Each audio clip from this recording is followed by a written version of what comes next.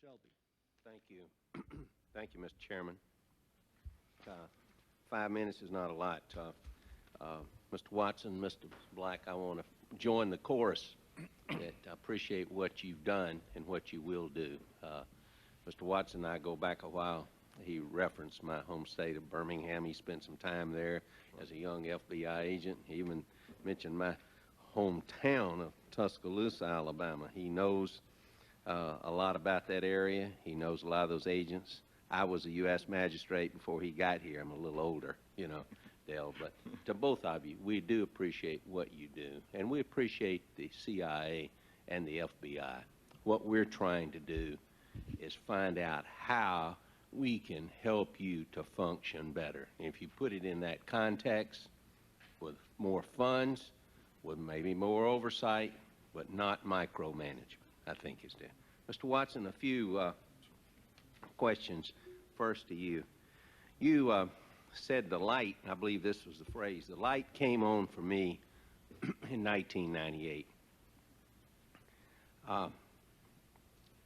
Why didn't the light come on in 1993? When did you go and become head of the terrorism section of the FBI? And the section is 1997. 97. So you were not there in 93. I mean, you were at the FBI, but you were not yes, the head. I was in the Iranian unit at the time. Yes, sir. And then left and went to Kansas Yes, City in 94.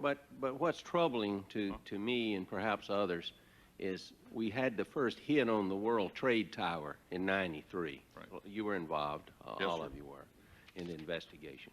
And then in, was it 96, we had the Prince Sultan barracks were hit, and then Cofer Towers, we worked with you on that. That's right. That time. And then in 98, our embassies were hit simultaneously in Tanzania and Kenya. You Right. worked on that. Yes, sir. And then in late 2000, the USS Cole, October. which my colleague Senator Roberts has spent a lot of time on, and all of us have too. So it was 98. You'd been in your present job as the head of that, what, a few months? Yes, sir, a year and a half. So you became aware of this was a serious. No, sir. That's Okay. not what the light came on about. Okay, tell it. Explain it, Ted. Okay, I'll Explain. be glad to, and I hope I'll be. Okay. I'm sorry if you were confused about it. No. What the light came on No, was. they were your words. Yeah. Okay. Maybe my words without the proper Yeah, go ahead and explain. explanation. What came on, as the light came on to me, was that we were very reactive. And it was clear that the FBI was being very reactive. It had nothing to do with Osama bin Laden a threat, or was Hezbollah a threat. We all knew that. We were all working in that. Okay. But our mentality was pointed at being very reactive. And the crucial piece was, I came to realize that we probably will never stop all acts of terrorists. And the only way we could look at this and feel good about ourselves, if that's the right term to use, is to raise our capacity. That's what I meant when the light came on, not the fact that there were threats out there. My colleague just a few minutes ago, I believe he used the phrase, trying to dig it out, scope. I think he used the scope of the challenge presented by the terrorists.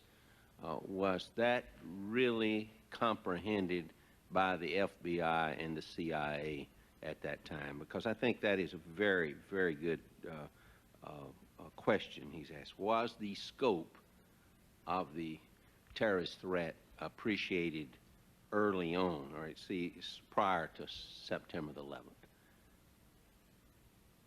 Absolutely. And there were a few people that got it, so to speak.